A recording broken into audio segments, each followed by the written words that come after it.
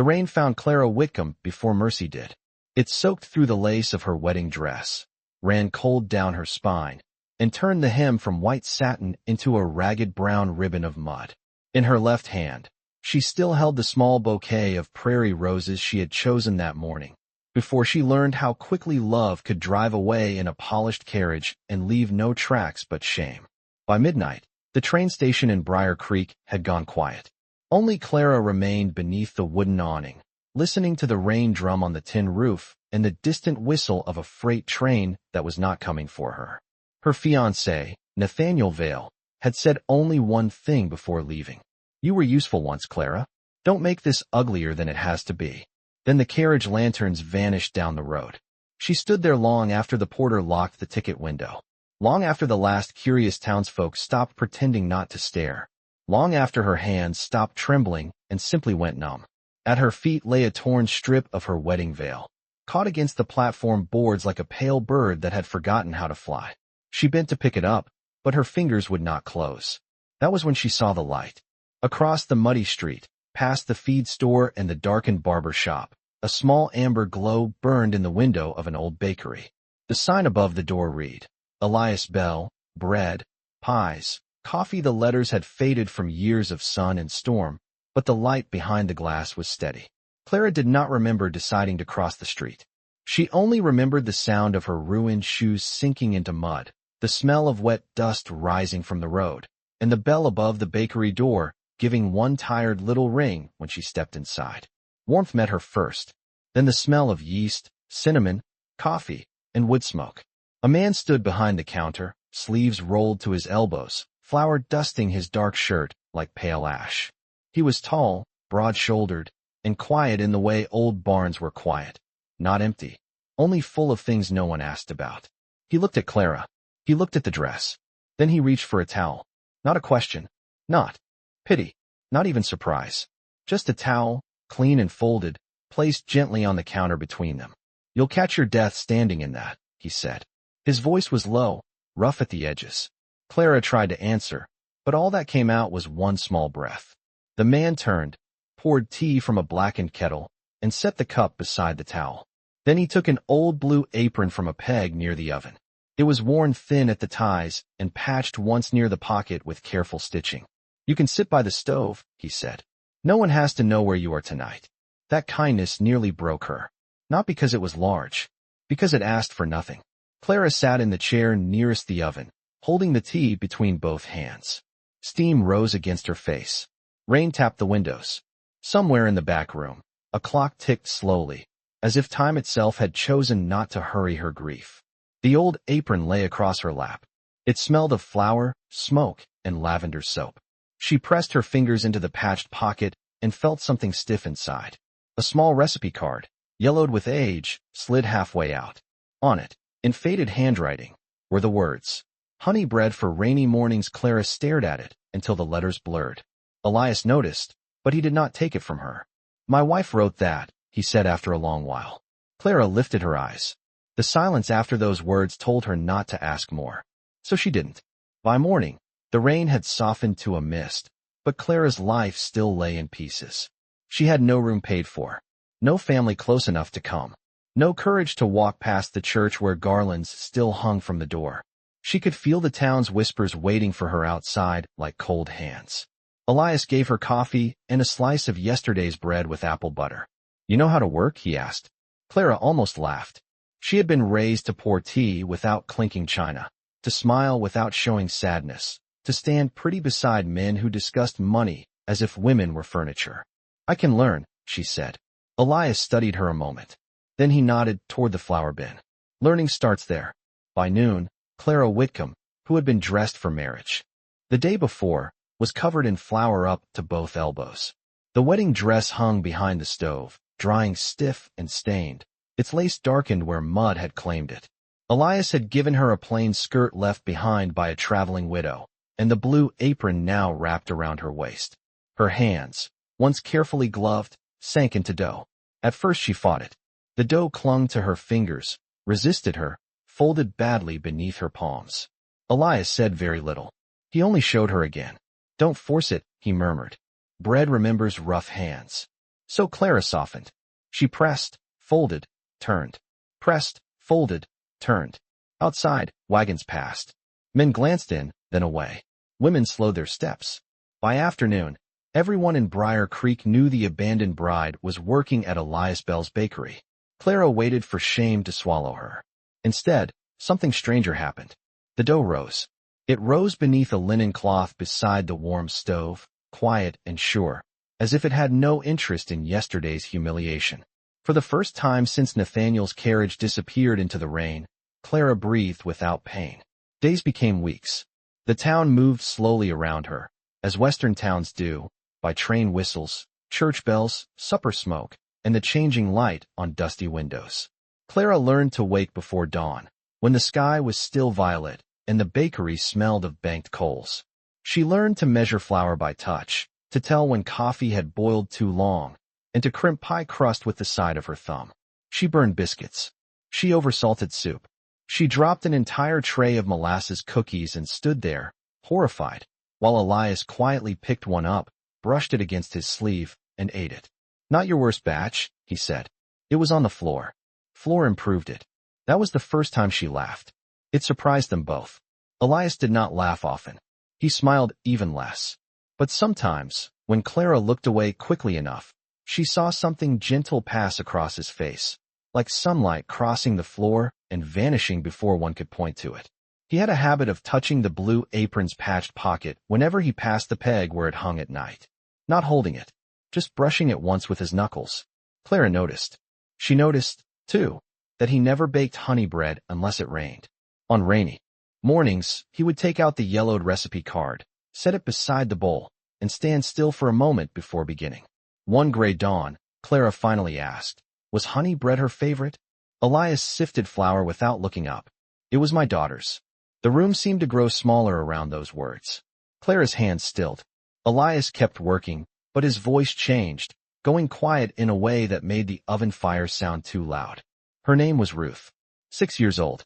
My wife, Mary, wrote that recipe because Ruth hated thunder. Said sweet bread could talk the storm down." Clara looked at the card. "Did it?" Elias pressed his palm into the dough. For a while, he said nothing more. But that evening, when the bakery closed and sunset burned copper across the street, Mrs. Hargrove from the mercantile told Clara the rest in a whisper softened by sorrow. A fire, 5 years earlier. A winter night. A stovepipe cracked while Elias was delivering bread to a ranch 10 miles east.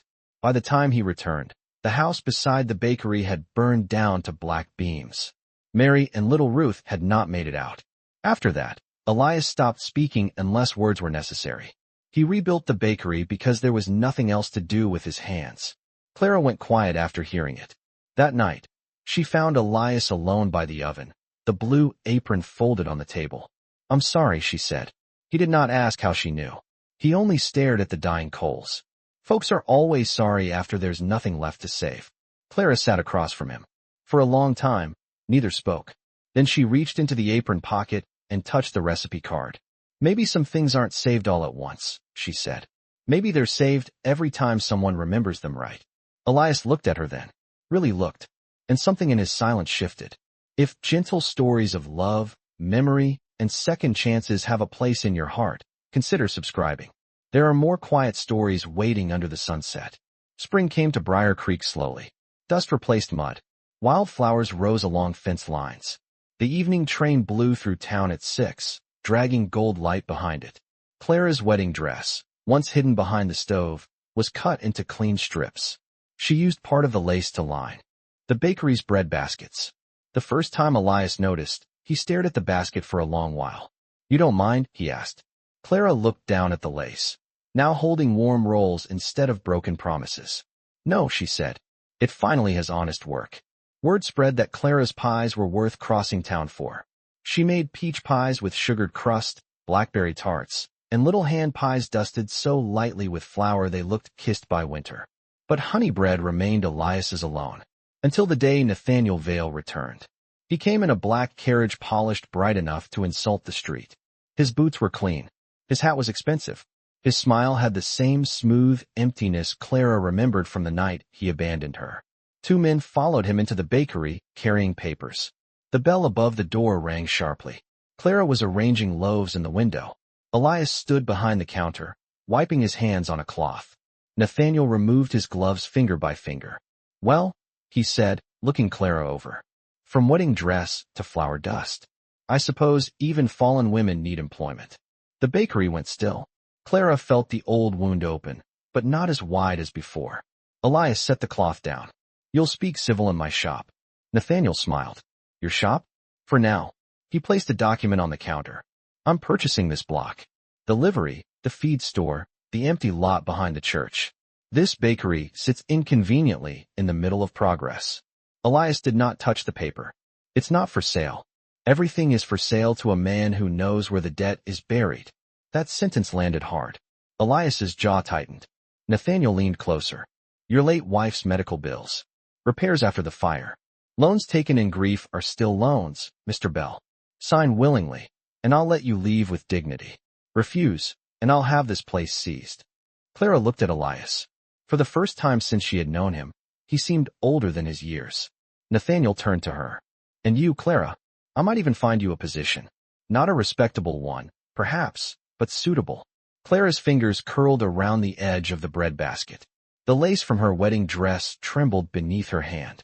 Elias stepped forward, but Clara spoke first. "You should go." Nathaniel laughed softly. "You never understood business, darling." "No," Clara said. "But I understood enough." His smile thinned. For one small second, fear showed behind his eyes. And Clara remembered.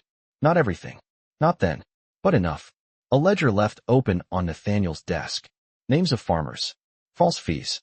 Bribes paid under initials instead of signatures. A deed transferred before the owner had agreed. At the time, she had thought it was ordinary business.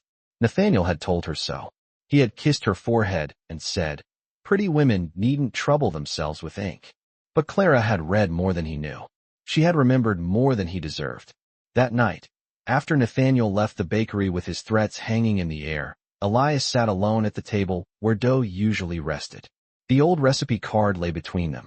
"If he has the debt papers, I can't stop him," Elias said. Clara stood by the stove. The smell of cooling bread filled the room, warm and sorrowful. "You built this place after losing everything. I built it because I didn't know where else to put the pain. That matters. Not to banks." Clara crossed the room and placed the blue apron on the table. Inside its patched pocket, the recipe card peeked out. "Mary wrote this for Ruth," she said. "You kept it safe through fire and grief and 5 years of silence. Don't hand it to him because he knows how to frighten people." Elias closed his eyes. "I couldn't save them, Clara." Her voice softened. "No, but you saved what loved them." The next morning, Clara went to the church. Not to pray, though she did that too. She went because the church clerk, Mr. Alder, kept public notices, land transfers, tax records, and old county filings in the back office beside hymnals and spare candles. By noon, Clara had found the first lie. By sunset, she found 6. Nathaniel had been buying land through false agents, forcing debt, and claiming unpaid notes that had already been settled. One widow had lost her pasture. A ranch hand had signed away his cabin with a mark he could not read. The feed store owner had paid twice on the same loan and still been told he owed more. Clara copied names until her hand cramped. She worked under lamplight while rain began again against the church windows. Rain. Always rain. Near midnight, Elias found her there. He stood in the doorway, hat in hand. "You should have told me. You would have told me not to do it. I would have helped." Clara looked down at the ink on her fingers. "I have been helped enough to know when it's my turn." Elias came in quietly and sat across from her. Together they read. Together they copied. Together they found the thread of Nathaniel's greed running through half the town like rot beneath floorboards. At dawn, Elias went back to the bakery. Clara stayed long enough to fold the papers, tie them with a strip of lace from her old wedding dress, and tuck them beneath the recipe card in the apron pocket. By afternoon, Nathaniel called a town meeting. He chose the front steps of the courthouse because men like him preferred height when they lied. The people of Briar Creek gathered under a pale sky. Farmers in worn hats. Shopkeepers. Widows. Children peering from behind skirts. Elias stood near the back, silent as fence wire. Clara came wearing the blue apron. A murmur moved through the crowd.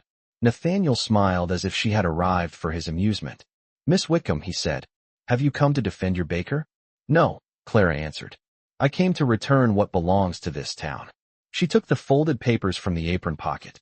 The lace fluttered in the wind. Then she began to read. Not loudly. She didn't need to. Her voice carried because truth has a strange way of quieting even those who came to gossip. She read the names, the false notes, the doubled debts, the bribes hidden under initials. Mr. Alder stepped forward and confirmed the records. Mrs. Hargrove began to cry when she heard her dead husband's pasture named. The feed store owner removed his hat and stared at Nathaniel with a grief too tired to shout. Nathaniel tried to laugh. Then he tried to threaten. Then he tried to leave. But the sheriff, who had been listening from the courthouse doorway, took him gently but firmly by the arm. Briar Creek did not cheer. That was not the way of the town. But something passed through the people. Not excitement, not vengeance, but relief. Like a long-held breath finally finding the open air. Nathaniel looked at Clara one last time. "You were nothing when I left you." Clara held the blue apron against her waist. "No," she said softly. "I was only standing in the wrong rain." Elias heard it. So did half the town. And years later, folks would still remember that line whenever storms rolled over Briar Creek. Nathaniel Vale was gone before sundown, taken east by the same road he had once used to abandon her. This time, Clara did not watch him leave. She walked back to the bakery beside Elias, carrying the apron pocket carefully against her palm, where the recipe card and folded evidence rested together like two kinds of survival. The rain stopped just before they reached the door. Clouds opened in the west. Sunlight spilled across the muddy street, turning puddles gold. Inside the bakery, Elias built the fire while Clara washed flour from the morning bowls. Neither spoke for a while. There was too much to say, and none of it needed rushing. At last, Elias took down the honey bread ingredients. Clara looked over. "It isn't raining anymore." "I know." He set Mary's recipe card on the counter. His fingers rested on the handwriting. "Ruth would have liked you." Clara swallowed. "I would have liked her." Elias nodded once. Then he handed Clara the flour. Together, they made honey bread. This time, Elias let her read the card aloud. "Warm milk, honey, yeast, salt, flour enough until the dough feels like a sleeping child's cheek." Clara stopped at that line. Elias looked away, but he did not break. She mixed gently. He kneaded. The dough rose in the evening warmth while the whole town seemed to settle around them. Wagons rolled home. A dog barked near the livery. Somewhere, a mother called a child to supper. The train whistle blew low and mournful beyond the fields. When the bread came from the oven, its crust shone deep amber. Elias placed one small round loaf before Clara. "For you," he said. She smiled faintly. "I helped make it. Not this part." He took a knife, cut into the loaf, and there, tucked in a hollow at the center, wrapped in clean parchment, was a little ring woven from prairie grass. Not gold, not silver, just green and tender and made by hand. Clara stared at it. Elias's voice was barely above the stove crackle. "I don't have fine things. I don't have promises dressed up pretty. I only have mornings, bread, this old shop, and a heart that took a long time remembering how to open." He paused. "If that's too little, say so." Clara lifted the grass ring. It was imperfect. One stem bent where his thumb must have slipped. Another was tied with a thread pulled from the blue apron's pocket. She thought of satin soaked in rain, of Nathaniel's polished carriage, of the train station, of the towel on the counter, of Elias saying nothing because kindness did not always need words. Then she slipped the grass ring onto her finger. "It's more honest than anything I ever wore before." Elias closed his eyes. For the first time since she had known him, his smile arrived without sorrow fighting it. Outside, the last rainwater dripped from the bakery sign. The sunset caught the window glass, and the whole little shop glowed as if the old oven had filled the world with light. Clara took the ruined wedding lace from the bread basket and tied a small piece around Mary's recipe card. Then she placed it back inside the blue apron pocket. Not hidden, kept. That evening, when the town passed by, they saw Clara and Elias standing together in the bakery window, flour on their sleeves, honey bread cooling between them, and a little grass ring shining softly on her hand in the last gold light. She had arrived in Briar Creek dressed like a bride and abandoned like a burden. She stayed as a woman who had learned the difference between being chosen for beauty and being cherished for truth.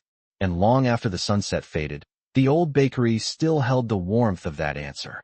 If this story reminded you of someone who helped you stand again after heartbreak, or someone who loved you quietly without asking for anything in return, share their name or memory in the comments.